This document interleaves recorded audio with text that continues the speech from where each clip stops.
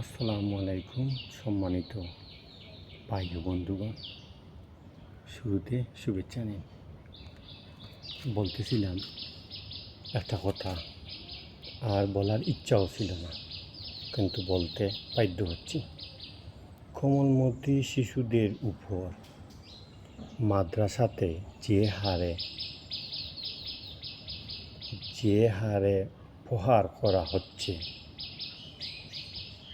যে হুজুররা করে, এই হুজুরগুলা যারা বলাৎকার করে এবং মারপিট করে সোজা ভাষায়, তারা আসলে কি হুজুর? তারা আসলে কি ইমানদার মুত্তাকি? তারা আসলে কি একজন আল্লাহওয়ালা ব্যক্তি? এটা কিন্তু প্রশ্ন থেকে যায়।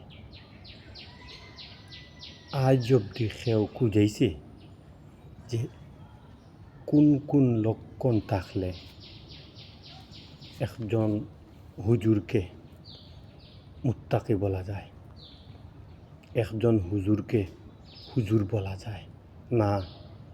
তারা শুধুমাত্র পেশা হিসাবে হুজুরিটা নিছে, মোল্লা তারা পেশা হিসাবে নিছে, যেন আরামে আয়াসে ছায়ার তলে খাইতে পারে এবং বাঁচতে পারে। আরও পাশাপাশি আরও কিছু তারা মনে মনে আছে, তারা জন্য সম্মানও পায়। কারণ যেহেতু আল্লাহ রসুলের উত্তরসূরি হচ্ছে, ওয়ারাসাতুল আম্বিয়ার উত্তরসূরি, নবীর ওয়ারিস হচ্ছে এই উলামায়ে কেরাম। কিন্তু খারা উলামায়ে কেরাম, এইটা কিন্তু খুঁজেই আবার করা লাগবো। কোন কোন বৈশিষ্ট্য থাকলে একজন হুজুরে উলামায়ে কেরাম বলা যেতে পারে? অতি তাড়াতাড়ি বিজ্ঞ আলিমগণ যারা রয়েছেন আমাদের দেশে, তারা এগুলা খুঁজে বার করা উচিত। অন্যথায় পুরা আলিমহলের উপরে বদনাম চলে আসছে। পুরা আলিমহলের উপরে, আলিম থাকি মানুষ, কিন্তু আলিমের উপর থেকে মানুষের দৃষ্টি সরে যার। বিশ্বাস করুন, আলিমর পক্ষে কোনো কথা বললেই তারা বলে বলাৎকারের কথা, তারা বলে এই কথা। কিন্তু আসলে এখান থেকে বেরিয়ে আসা উচিত। তবে বেরিয়ে আসা সম্ভব নয়, আনতে হবে, চাপ প্রয়োগ করে আনতে হবে। কারণ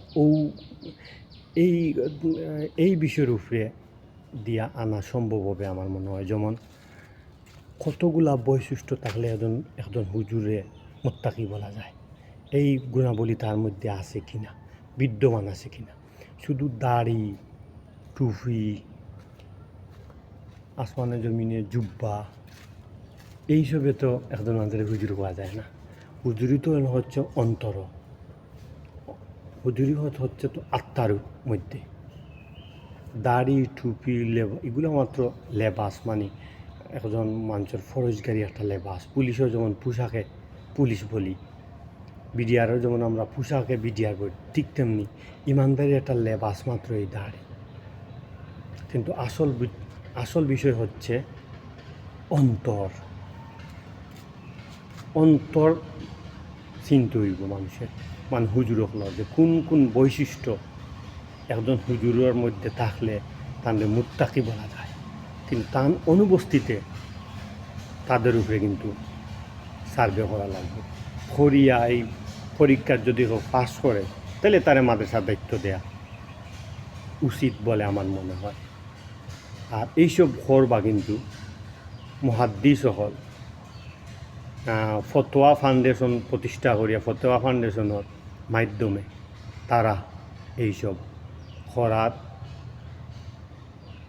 অনুরোধ রইল, যার উপরে এর দায়িত্ব অর্পিত আল্লাহ দিছুন। ওয়াখরুজান আলহামদুলিল্লাহি রব্বিল আলামিন। সরি, একটা কথা বাকি রয়ে গেছে, যারা বলাৎকার এবং বাচ্চান্তর মাসুম শিশু বাচ্চান্তর মারপিট করে, তারা আসলে কোনো হুজুর নাই। এরা হুজুরের লেবাস ধরছে, পেশা হিসাবে তারা মাদ্রাসাত পড়িছে।